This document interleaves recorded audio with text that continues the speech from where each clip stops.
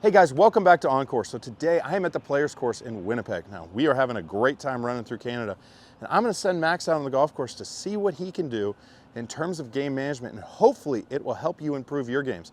Now I know we are having a blast with this so far, but I think you got to pick it up and start making some birdies here. So let's see what he can do. All right, so we have a par 5 here. I think it's a little over 500 because the pin looks back, so I add some distance to that. Generally, when I am playing a par 5, I like to be really aggressive with it, take advantage of my distance. It's a lot easier to play a par 5 with a shorter iron in your hand or a wedge versus a longer iron. So this shot right here, I talked about picking targets earlier. There's a tree all the way out, kind of at the end of the fairway, rough area. It's kind of hard to be specific with it, to tell you guys exactly what I'm aiming at, but I have my spot all the way out there. I'm just going to swing pretty aggressive at it, and we'll see where it ends up.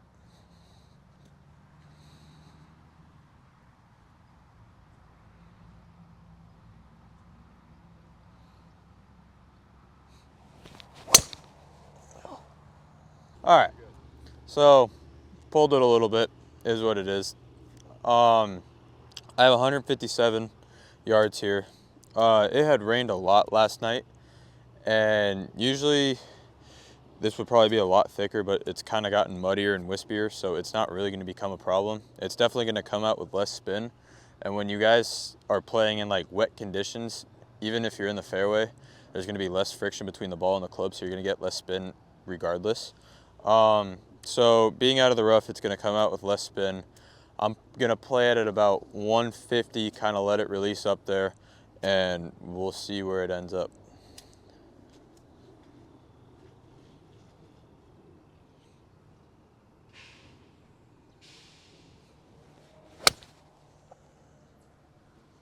So I mean, it's always an awesome day out at the Players Course. This is a good track. It's pretty, it's fun, and it's very playable for the average player. So every year when I come out here, get to do my school here, it's a lot of fun. The guys play very well.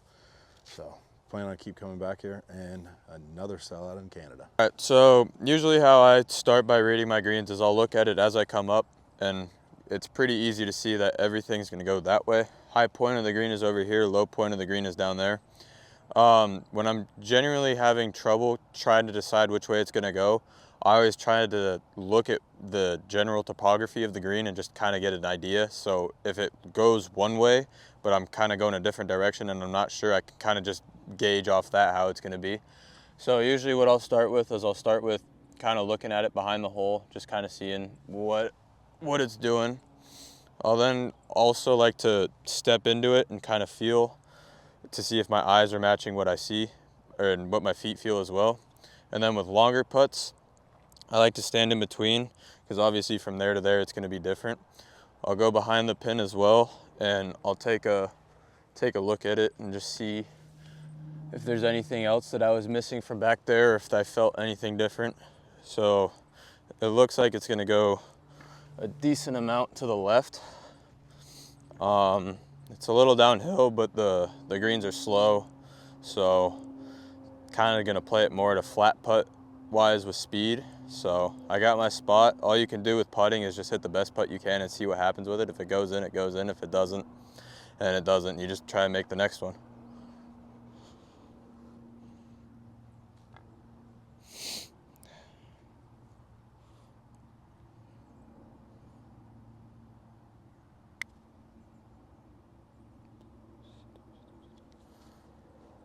So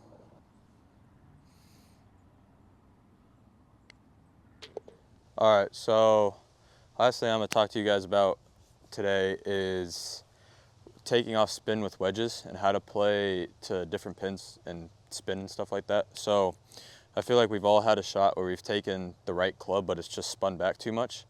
And when that usually happens, that means you can usually take off or take a different club in. Like let's say it's 95 yards and the greens are super soft, like that could be a lob wedge.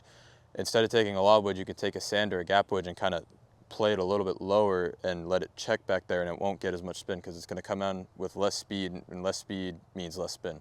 So kind of thinking of that and kind of thinking in terms like that whenever you have like a back pin, it's better to use that shot versus trying to attack it and then having the spin, you know, or it's going to spin all the way back. So, hey guys, if you like this video, please like and comment.